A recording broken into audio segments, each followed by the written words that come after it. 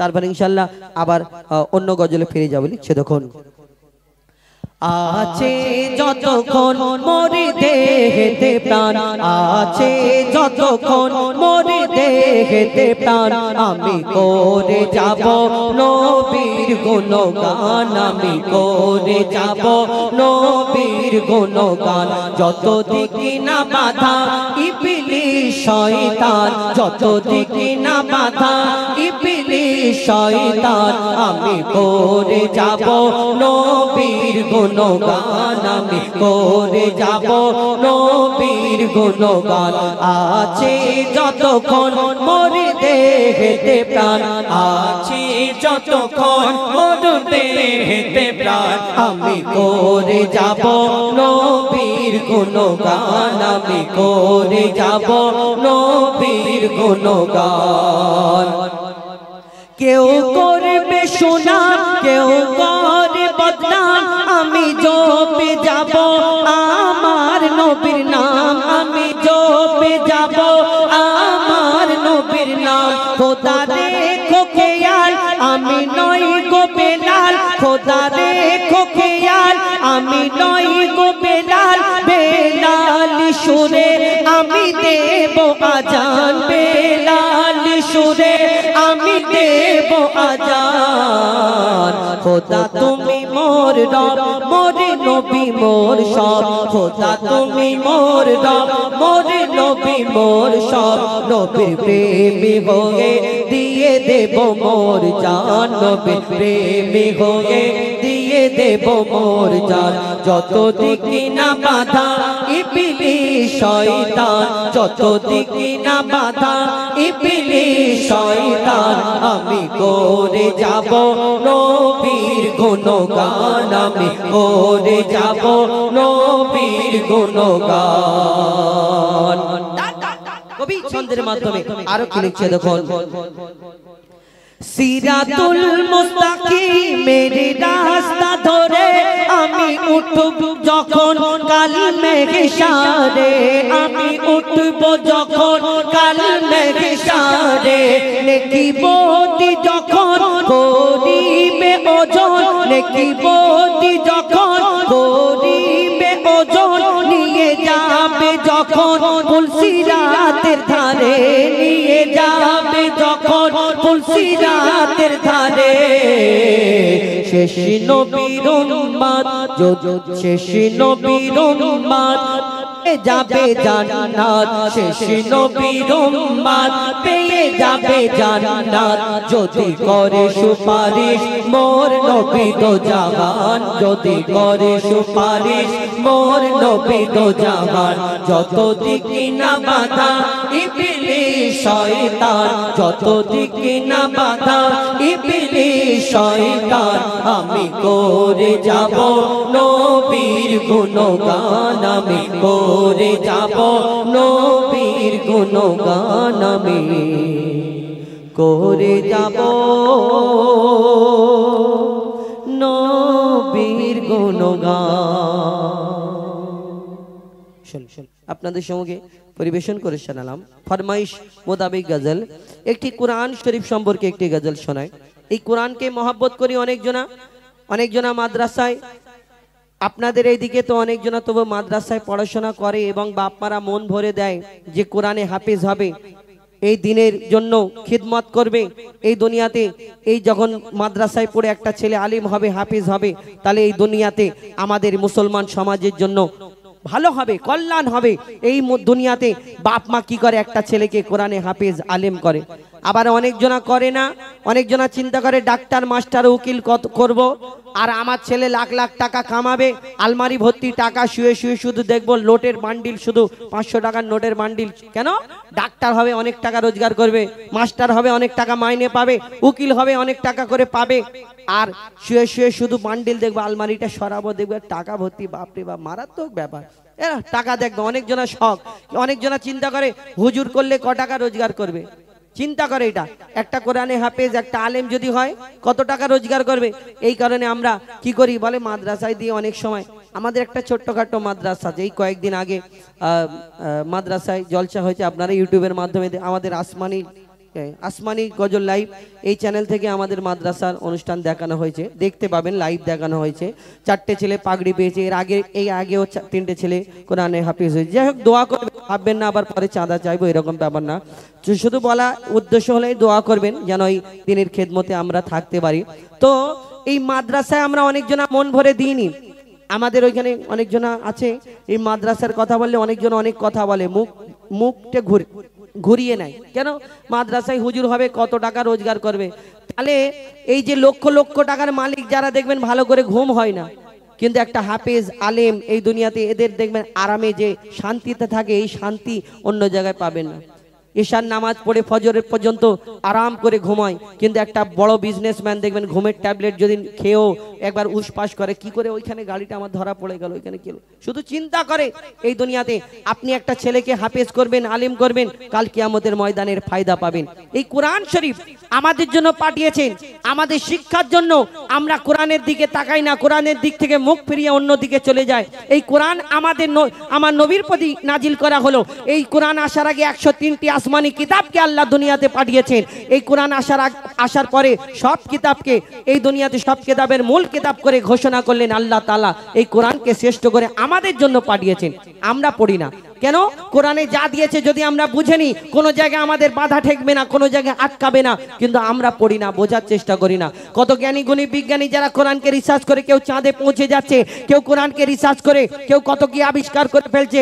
অনেকজনা কোরআনের ভুল ধরার জন্য কোরআন পড়তে লাগছে, কোন জায়গায় ভুল আছে এই ভুলটা তুলে ধরার জন্য কোরআন পড়তে পড়তে তারা যখন বুঝে নিচ্ছে, তারাও একদিন কলমা পড়ে মুসলমান হয়ে যাচ্ছে। আল্লাহ কোরআনে এমন নিয়ামত দান করেছেন, আমরা পড়ি না। কবি ছন্দের মাধ্যমে অতি মূল্যবান কথা লিখছে, দেখুন, আল কোরআন আল কোরআন আল কোরআন আল কোরআন আল কোরআন আল কোরআন আল কোরআন আল কোরআন 104 কিতাব নাজিল হয়েছে, ওগো 104 কিতাব গাইবো, গিয়ে যাবো, টেনশন নেই। কেন আমার ইউটিউবার ভাইরা একটু নতুন নতুন কিছু জিনিস, একটা নতুন গজল গাইবো এবছরে। হ্যাঁ, মা বড় না বাপ বড়, ওইটা তো সেই মার লোক নেই তো এখন, তাকে ধরে আনতে হবে। কি জ্বালা বলে দিকে, হ্যাঁ, মা বড় না বাপ বড় করে কাকে নিয়ে বলি? তুমি মার লোক, মাটা জানো, মার ব্যাপারটা জানো? হ্যাঁ হ্যাঁ, গাইতে পারবে? তাহলে তোমার সাথে গাইবো। আমার ভাইরা শখ করে যে মা বড় না বাপ বড়, সব ভাই জানে তো মা বড়, ফের বাপ বড় না মা বড়, এটা কি করে? হ্যাঁ, আগে সরকার। হ্যাঁ, আবুল কালাম ভাই একটু অন্য ব্যাপার, বলবো কোন পরে, এটা পার্সোনালি বলতে হবে, মাইকে বলা যাবে না। না, উনি এখন আলাদা আলাদা ঘুরছে, আমিও আলাদা আলাদা ঘুরছি। এখন আবুল কালাম ভাই ডাক্তার হয়ে গেছে, না ভাগ না, ও ডাক্তার হয়ে একটা নার্সিং হোম করেছে। ও একটু কাজের মধ্যে মানে নার্সিং হোম করছে তো, আর এখন বেচারা খুব পেরেশান, কোথায় ফায়ারের পারমিশন করাচ্ছে, কোথায় বেড, কোথায় সব এরকম ব্যবস্থা করতে করতে অনুষ্ঠানের দিকে একটু ক্ষতি হচ্ছে। ওই কারণে আমরা আলাদা আলাদা কি করবো অনুষ্ঠানগুলো নিচ্ছি। তো ইনশাল্লাহ কয়েকটা অনুষ্ঠান আমরা সাথে করব, যেরকম এই সামনে 8 তারিখে আমরা একটু বাইরে বাইরে যখন যাই তখন এখন একসঙ্গে নিচ্ছি, বাদ বাকি এইখানে একটু আলাদা আলাদা হয়ে যাচ্ছে মাঝে মধ্যে। তো এখন আপনাদের সঙ্গে একটা ঘটনামূলক গজল শোনায়, কেন ডুয়েট গজল ধুমধাম গজল বলেছি, এখন একটা ঘটনামূলক গজল শোনায়। তারপরে আমার মা বোনেদের জন্য, বিশেষ করে এখানে আমার মা বোনেরা বসে আছেন, চলে গেলে হবে না, কেন এই গজলটা একটু মা বোনেদের কথা আছে, আপনারা কষ্ট পাবেন হয়তো। যে ভুল করবে তার মনে লাগবে, তার গায়ে লাগবে যে হ্যাঁ তাহলে করেছি, আর যদি উঠে চলে যান মনে করবে তাহলে এই গন্ডগোলের ব্যাপার। একটা মা ফাতেমার ঘটনা, এতে মা ফাতেমার জীবনী থেকে একটা ঘটনা বলবো, এতে কিছু শিক্ষামূলক কথা আছে। তো আপনারা যদি মন দিয়ে শোনেন তাহলে আপনারা বুঝতে পারবেন, এর থেকে কিছু শিক্ষা পাবেন। কেন শুধু গজল বললাম, শুধু সুর শুনলেন তো এটা তো হবে না। তো এতে আমরা চেষ্টা করি কিছু সুরের মাধ্যমে আপনাদের সম্মুখে কিছু শিক্ষামূলক কথা তুলে ধরার জন্য। এর থেকে যদি একটা মানুষ ফায়দা পায় তাহলে আমরা আমাদেরও ফায়দা হবে আপনাদের সঙ্গে। এখন আপনাদের সম্মুখে সেই ঘটনামূলক গজল শোনায়, তারপরে আমার ভাইরা যেগুলো বলেছে সেইগুলো আমি আবার পরপর গিয়ে শোনানোর চেষ্টা করব। আগে সরকার একটা উর্দু গজল এবং একটা উর্দু বাংলা মিক্স করে একটা গজল শোনাবো। ইউটিউবার ভাইদের জন্য আমি একটা শোনাবো রোজা রমজান সম্পর্কে। ইনশাল্লাহ গজলটা একটু খুঁজতে হবে, কেন 1 বছর আগে গিয়েছি, তো খুঁজে বার করতে হবে, বার করলে আমি আপনাদের সম্মুখে গিয়ে শোনাবো। এখন শুনতে থাকুন আপনাদের ঘটনামূলক গজল। তার আগে ছোট্ট একটি নাতে রাসূল সাল্লাল্লাহু আলাইহি ওয়াসাল্লাম একদম নতুন গজল শোনাবো। লিখছে দেখুন। মুক্তিদাতা আল আমিন নবী আমার, ভুবনে তুমি অনন্য উপহার। মুক্তিদাতা আল আমিন নবী আমার, ভুবনে তুমি অনন্য উপহার। মুক্তিদাতা আল আমিন নবী আমার, ভুবনে তুমি অনন্য উপহার। খোদার তরেতে শান মহৎ বুদ্ধিমান, খোদার তরেতে শান মহৎ বুদ্ধিমান। নূরে নূরান্বিত রূপের বাহার। মুক্তিদাতা আল আমিন নবী আমার, ভুবনে তুমি অনন্য উপহার।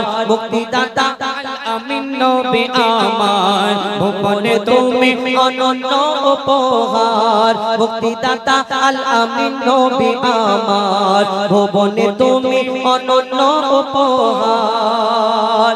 আমার নবীকে আল্লাহ এত সুন্দর করে ধরনের বুকে পাঠালেন। আমরা যদি একটা কালো ঘরের মধ্যে ঢুকে যাই, লাইট জ্বলে, আমাদের ছায়াতে সেই ঘরটা অন্ধকার হয়ে যায়। আমার দয়ার নবীকে আল্লাহ এত সম্মান এত সুন্দর করে ধরনের বুকে পাঠালেন। আমার দয়ার নবী অন্ধকার ঘরেতে ঢুকলে তার রূপের আভাতে ঘরেতে একটা সূর্য যদি পড়ে থাকতো, সেই সূর্যটাও খুঁজে পাওয়া যেত। এত সুন্দর আমার দয়ার নবী। আমরা কোনোদিন ভাবতে পারি আমরা অন্ধকার আলো ঘরেতে ঢুকলে অন্ধকার হয়ে যায়? আমার দয়ার নবী দো জাহানের বাদশাকে আল্লাহ এত সুন্দর করে ধরনের বুকে পাঠালেন। একটা সূর্য ছোট্ট মতো যদি পড়ে থাকতো, সেই তানা রূপের আভাতে সেই সূর্যটা খুঁজে পাওয়া যেত। কি সুন্দর করে বানালেন কবি ছন্দের মাধ্যমে। লিখছে দেখো। তোমার আভাতে আধার ঘরেতে সূর্য খুঁজে পাওয়া যেত। তোমার বিনয়ী শালীন ব্যবহার সবাইকে মুগ্ধ করিত। তোমার আভাতে আধার ঘরেতে সূর্য খুঁজে পাওয়া যেত। তোমার বিনয়ী শালীন ব্যবহার সবাইকে মুগ্ধ করিত। মিষ্টি মধুময় মুখে ভাষা তোমায়, মিষ্টি মধুময় মুখে ভাষা তোমায়। অনুপম তুমি সেরা রূপকার। মুক্তিদাতা আল আমিন নবী আমার, ভুবনে তুমি অনন্য উপহার। মুক্তিদাতা আল আমিন নবী আমার, ভুবনে তুমি অনন্য উপহার। মুক্তিদাতা আল আমিন নবী আমার, ভুবনে তুমি অনন্য উপহার। ভালোবাসিয়া ভালোবাসিব মনে প্রাণে নির্ভাবনা। ভালোবাসা ভালোবাসা এরকম ভালোবাসতে হবে। এখন ভালোবাসা তো ডিজিটাল যুগ, যত দিন যাচ্ছে ভালোবাসা বেশি দিন টেকসই হয় না। 2-4 দিন হয়ে সুতো পচা সুতো দিয়ে বাঁধা ছেড়ে যাচ্ছে। আগে তবু চিঠি পর্যন্ত ঠিক ছিল, দেখাশোনা দেখা সাক্ষাৎ হতো না, চিঠির মাধ্যমে ভালোবাসা করতো মানুষ। ভালোবাসা খারাপ ভাববে না, শুধু ওই ভালোবাসাকে ভালোবাসা বলে না। এই দুনিয়াতে কবি বলছে এমন ভালোবাসা ভালোবাসতে হবে যেন এইখান থেকে নিয়ে আর কাল কিয়ামত পর্যন্ত এই ভালোবাসা বরকরার থাকে। এই ভালোবাসার খুশবুটা সেই কাল কিয়ামতের ময়দানে যেন ছড়িয়ে যায়। এই ভালোবাসার রংটা কালকে কিয়ামতের ময়দানে এমন রংটা ছড়াবে, কাল কিয়ামতে এই ভালোবাসার ফায়দাটা যেন সেখানে পাওয়া যায়। ভালোবাসা এখন ডিজিটাল যুগ, ভালোবাসায় চুল্লু করে বানিয়ে দেয়, হয় না? চুল্লু করে বানিয়ে দেয় কেন? ভালোবাসা এখন ধোঁকা দিলে সাইডে কেন? ভালোবাসা ধোঁকা খেয়ে আর ওইদিকে ধোঁকা খাচ্ছে, ওই সাইডে গিয়ে ওই অন্য কিছু খাচ্ছে কেন? নেশা করবে, তবে সেই ভালোবাসার কথাটা ভুলে যাবে। আর কি ভালোবাসা দুনিয়াতে তোমাকে চুল্লুখোর বানায়? এই ভালোবাসা এমন ভালোবাসতে হবে কাল কিয়ামতের ময়দানে তোমাকে সেখানে সবাই সামনে মা মুখ তুলে দাঁড়াতে পারো। কবি ছন্দের মাধ্যমে আর কি লিখছে দেখো।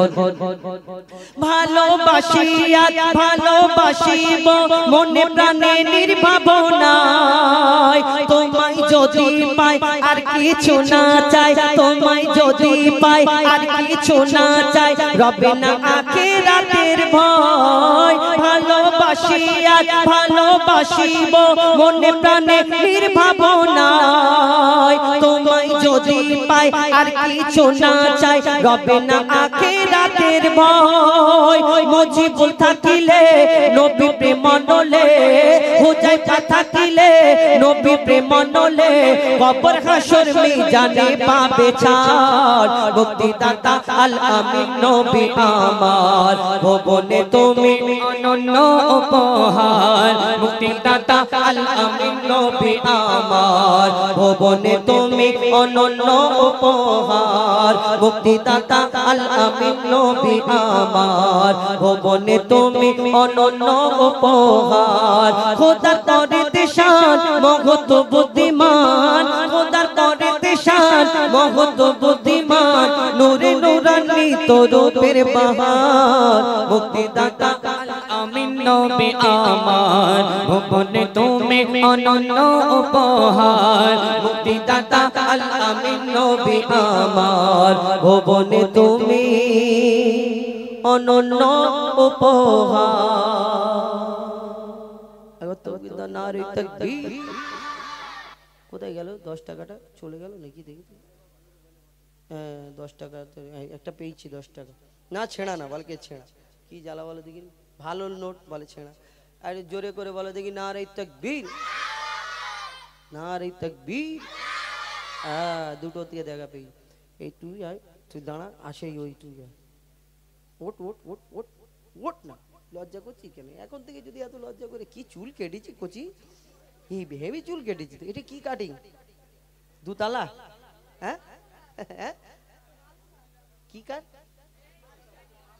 ও আচ্ছা মালসা ছাঁট সেটা কি আবার দাঁড়া না তুই লজ্জা করছিস কেন তুই হুজুর আর তুই হিরো তাই তো দেখি দুজনের মধ্যে কম্পিটিশনকে যে জিতবে তাকে দেবো ঠিক আছে চো বল তুই প্রথম হুজুর জোরে দে নারে তাকবীর ও বাবা তুই বল নারে তাকবীর হ্যাঁ হুজুর আর হুজুর এইদিকে হ্যাঁ এনে আস্তে আস্তে যা হুজুর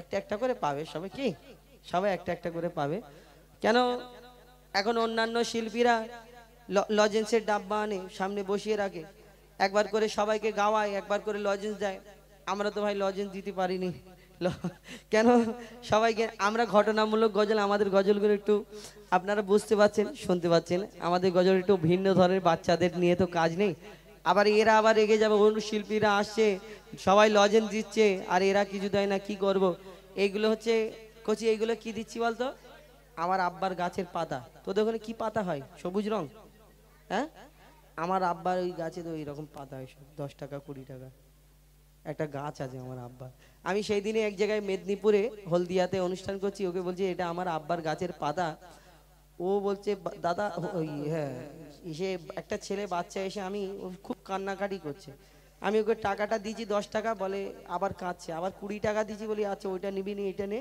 বলে না আমি পাতা নেবো না আমি কেন কাঁদছি বলে পাতা না আমি তোমার আব্বার গাছটাই নেবো কিরকম বাচ্চা বলো এখন আমরা গজলে ফিরে যাব মা ফাতেমার ঘটনা যেটা বলছিলাম একটু মন দিয়ে শুনতে হবে তারপরে আমরা আবার ডুয়েট গজল বলবো আমার ভাই ফরমাইশ করেছেন একটু উর্দু গজল সেটা শোনাবো এরপরে তারপরে আস্তে আস্তে এবারে শেষের দিকে যাব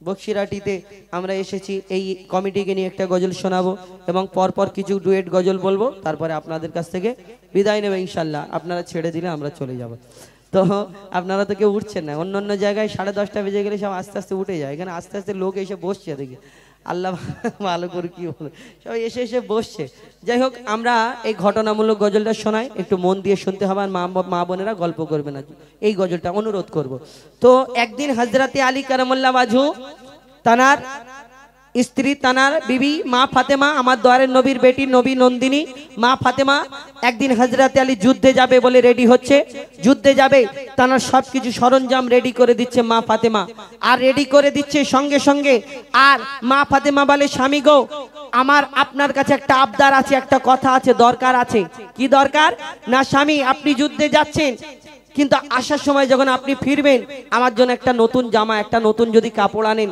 তাহলে আমি খুশি হব এই কথাটা বলার সঙ্গে সঙ্গে হযরতে আলীর মনটা খারাপ হয়ে যায় ছোট্ট হয়ে যায় কেন? আমার দয়ারের নবীর বেটিকে, আমার দয়ারের নবী দো জাহানের বাদশাহ জানার কন্যা মা ফাতেমা, তিনি জামা চেয়েছে, হযরতে আলী দেবে না, এরকম ব্যাপার না। হযরতে আলী চিন্তা করছে আমি তো যুদ্ধে যাচ্ছি আল্লাহর রাস্তায়, আর যদি আমি শহীদ হয়ে যাই ফাতেমার এই আশাটা পূরণ হবে না। বড্ড ভালোবাসতেন মা ফাতেমাকে। তো হযরতে আলী যখন তার মনটা খারাপ করে তিনি যুদ্ধে চলে গেলেন, আর মা ফাতেমা নিজের কাজে ব্যস্ত, আর এইখানে ইমাম হাসান ইমাম হোসাইন ছোট ছোট ওই নানার দরবারে চলে যায়, নানার কাছে চলে যায়, খেলতে খেলতে নানার কাছে যায়। আর যাবার পরে আমার দয়ারের নবী জিজ্ঞেস করে তোমার আব্বু আম্মু কি করছিল? যখন এই কথা জিজ্ঞেস করার পরে আর ইমাম হাসান ইমাম হোসাইন বলছে নানা গো, আজকে আমার আব্বা মনটা খারাপ করে যুদ্ধে গিয়েছে। কেন? আমার আম্মু একটা জামা চেয়েছে, ওই কারণে। এই কথাটা শোনার সঙ্গে সঙ্গে আমার দয়ারের নবী রেগে যায়, আমার দয়ারের নবী কষ্ট পায়, তিনি কান্না করেন, চোখ থেকে পানি ঝরে। আমি ফাতেমাকে এত শিক্ষা দিলাম, আর আমার ফাতেমার জন্য তার আলী, আমার আলী তার স্বামী কষ্ট পেয়েছেন, এটা কেমন করে হয়? তারপর কি ঘটনা হয় মন দিয়ে শুনতে হবে। লিখছে দেখুন, স্বামীর মনে মা বোনেরা ব্যথা দিও না, আমার নবীর ঘোষণা ঘটনা শোনো মা ফাতেমার, ঘটনা শোনো মা ফাতেমার। স্বামীর মনে মা বোনেরা ব্যথা দিও না, আমার নবীর ঘোষণা ঘটনা শোনো মা ফাতেমার, ঘটনা শোনো মা ফাতেমার। কি ঘটনা শুরু হয় কবি ছন্দের মাধ্যমে লিখছেন, মন দিয়ে শুনুন, ফায়দা হবে। লিখছে দেখুন, যুদ্ধ করতে যাবে আলী হাতে নিল তলোয়ার, যুদ্ধ করতে যাবে আলী হাতে নিল তলোয়ার, মা ফাতেমা স্বামীর কাছে করলো এমন আবেদন, মা ফাতেমা স্বামীর কাছে করলো এমন আবেদন, মা ফাতেমা স্বামীর কাছে করলো এমন আবেদন। যুদ্ধ থেকে ফেরার পথে আসবে যখন ঘরে, একটি নতুন কাপড় কিনে আনবে আমার তরে, একটি নতুন কাপড় কিনে আনবে আমার তরে।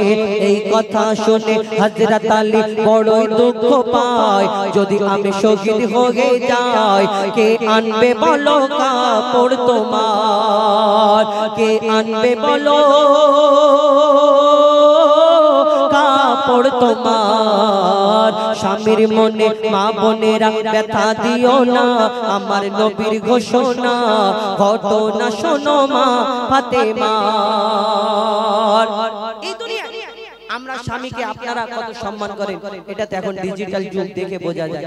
আগেকারের নারীরা তো ভালো ছিল, স্বামী যদি বাইরে থেকে কাজ থেকে ফিরতো তার সামনে হাত বেঁধে দাঁড়িয়ে থাকতো, স্বামীর কি লাগবে সাথে সাথে প্রয়োজনটা মিটিয়ে দেবো, একটু সামনে পানি ধরলো ওই গামছাটা নিয়ে আসলো আর বাতাস করতো। এখন ডিজিটাল যুগ, মা বোনেরা সমান সমান অধিকার চায়। স্বামী যদি বাইরে থেকে কাজ থেকে ফিরে বলে হ্যাঁ গো কোচির মা মনির মা আমার লুঙ্গিটা কোথায়, আর যদি মনির মার একটু কাজ, কোচির মার যদি একটু কাজের চাপ থাকে বেগ থাকে, তখন যদি লুঙ্গিটা দেখা যায়, ওই লুঙ্গিটা দেখা যাচ্ছে, আর এখানে কাজ করতে শুধু এরকম করে তাকাবে। তোমার চোখে 40 হয়েছে, ওইখানে লুঙ্গিটা রয়েছে দেখা পাও না, জোরে জোরে বলে বলো, কোনো অসুবিধা নেই।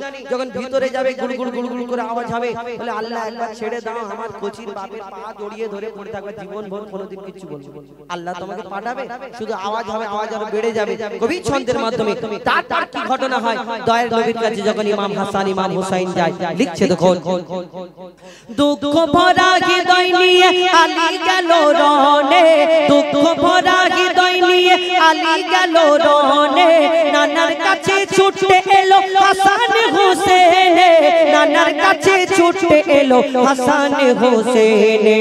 আপুর কাছে নতুন কাপড় চেয়েছে আম্মি জান, তাই আপুর মনটা খুবই খারাপ ছিল যে সে পেরেশান, আপুর মনটা খুবই খারাপ ছিল যে সে পেরেশান। এই কথা শুনে দয়ার নবীর কান্না থামে না, কি ভুল করলো ফাতেমা, কি করলে বলো বেটি আমার, কি করলে বলো বেটি আমার। স্বামীর মনে মা বোনেরা ব্যথা দিও না, আমার নবীর ঘোষণা ঘটনা শোনো মা ফাতেমার। ইমাম ওই আমার দয়ার নবী প্রত্যেকদিন মা ফাতেমার ঘরেতে খোঁজ খবর নিতে যেতেন, বেটির সঙ্গে দেখা করতে যেতেন। এই ঘটনাটা শোনার পরে আমার দয়ার নবী মা ফাতেমার বাড়িতে আর যায় না। 2 দিন হয়ে গেল, 3 দিন হয়ে গেল, মা ফাতেমা পেরেশান, চিন্তা করে আমার আব্বা কেন আমার বাড়িতে আসে না। মা ফাতেমা ছুটে ছুটে আমার দয়ার নবীর কাছে যায়। আমার দয়ার নবী অন্যদিকে ফিরে যায়, মা ফাতেমার দিকে তাকিয়েও দেখে না। কি বলে কবি ছন্দের মাধ্যমে আরো কি লিখছে দেখুন। যার মুখ না দেখে ঘুমাতো না দয়ার নবীজি আমার, যার মুখ না দেখে ঘুমাতো না দয়ার নবীজি আমার, রাতের পরে রাত কেটে যায় মুখ দেখে না ফাতেমার, রাতের পরে রাত কেটে যায় মুখ দেখে না ফাতেমার। মা ফাতেমা ছুটে এলো আব্বা জানের কাছে, তবু বেটির মুখ দেখে না পেছন ফিরে আছে, তবু বেটির মুখ দেখে না পেছন ফিরে আছে। বলছে নবী ও গো বেটি বাড়ি চলে যাও, আগে স্বামীর কাছে ক্ষমা চাও, আগে আলীর কাছে ক্ষমা চাও, তবে করবে ক্ষমা আল্লাহ আমার, তবে করবে ক্ষমা আল্লাহ আমার। তার বেটিকে যে স্বামীর কাছে আগে ক্ষমা চাও। আর আপনারা যদি স্বামীর সঙ্গে জোরে একটু ঝামেলা করার পরে স্বামী যতক্ষণ না এসে বলবে আচ্ছা ঠিক আছে বাদ দাও, ততক্ষণ না মুখ এরকম এত বড় করবে 5-6 কিলো ওজন হয়ে থাকে, হয় না?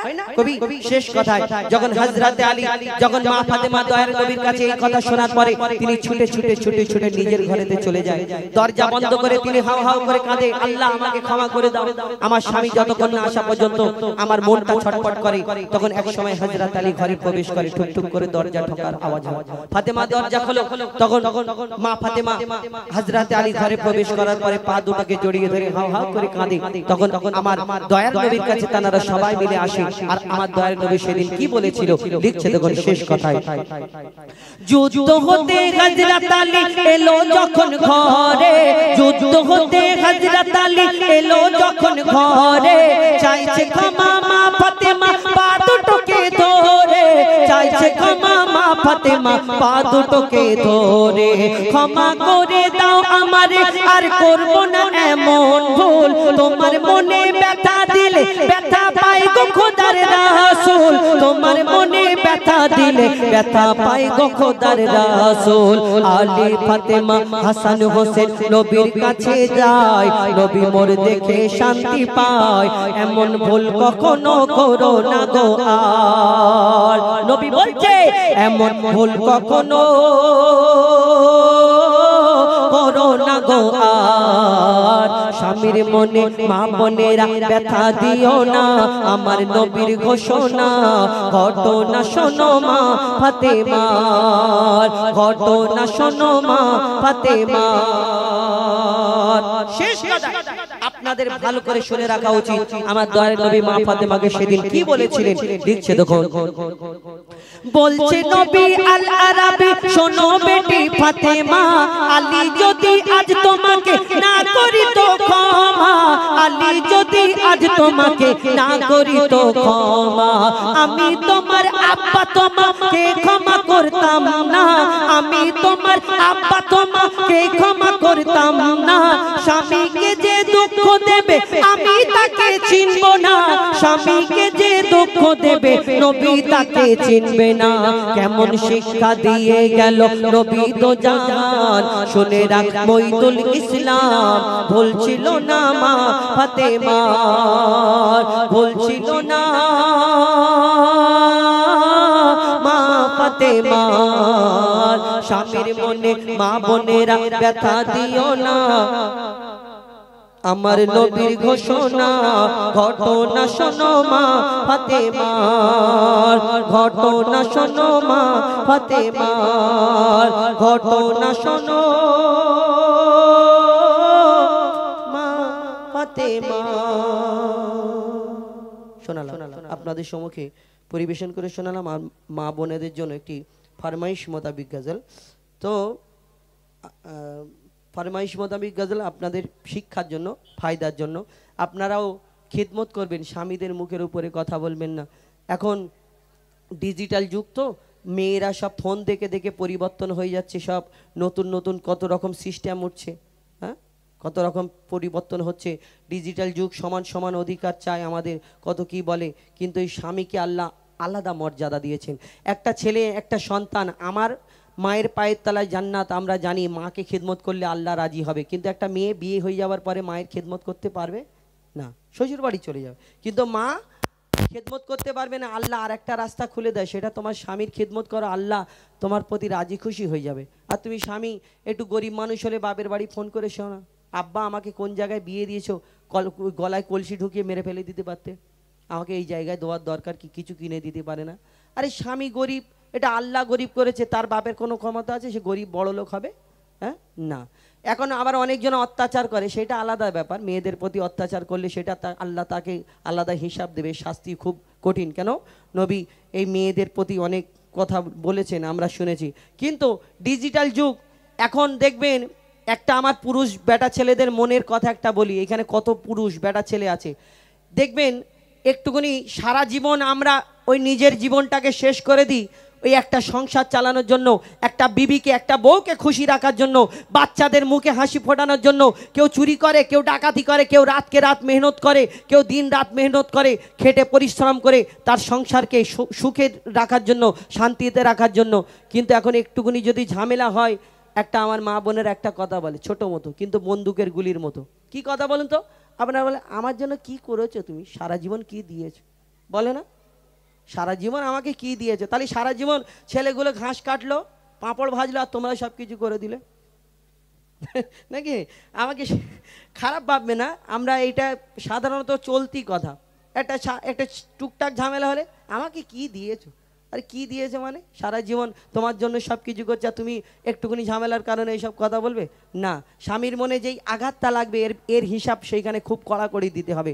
এই কারণে এই শিক্ষার জন্য এই গজলটি আমার কবি তুলে ধরেছেন, এই কথাগুলো বলতে বলেছেন, ওই কারণে আমি বললাম, খারাপ ভাববে না ছোট ভাই বোনদের হিসেবে। এখন আমরা একটি গজল শোনাবো, আমার ভাইদের ফরমাইশ, একটি উর্দু গজল। উর্দু গজল আমার মা বোনেরা পছন্দ করে না বলে আমি গাইনি, নালে আমি উর্দু, বাংলা, ভোজপুরি, পাঞ্জাবি সব রকম গাইব। ভোজপুরি, একটা ভোজপুরি গাইব না। ভোজপুরি বলতে কি উল্টো পাল্টা না, ভোজপুরি গজল, পাঞ্জাবি গজল, আমরা অনেক রকম, কেন এক এক জায়গায় যেতে হয় তো। এই সামনে 8 তারিখে আমরা আসামে যাব, ওইখানে একটু অন্য ধরনের গজল চলে। আপনাদের এখানে যেমন ঘটনামূলক, এই যে ঘটনা বলছি, ওইখানে যদি বলি পুরো টাক ফাঁকা করে দেবে, ওইখানে শুধু ধুমধাম উর্দু ওইসব গজল চলে। যাই হোক, তো এখন আমরা একটা ডুয়েট গজল বললি, অনেকক্ষণ সিঙ্গেল বললাম, একটু বোর মতো হয়ে গেল। আমি একটি উর্দু বলবো ইনশাল্লাহ, কিন্তু তার আগে একটা ছোট করে ডুয়েট কন্টেন্ট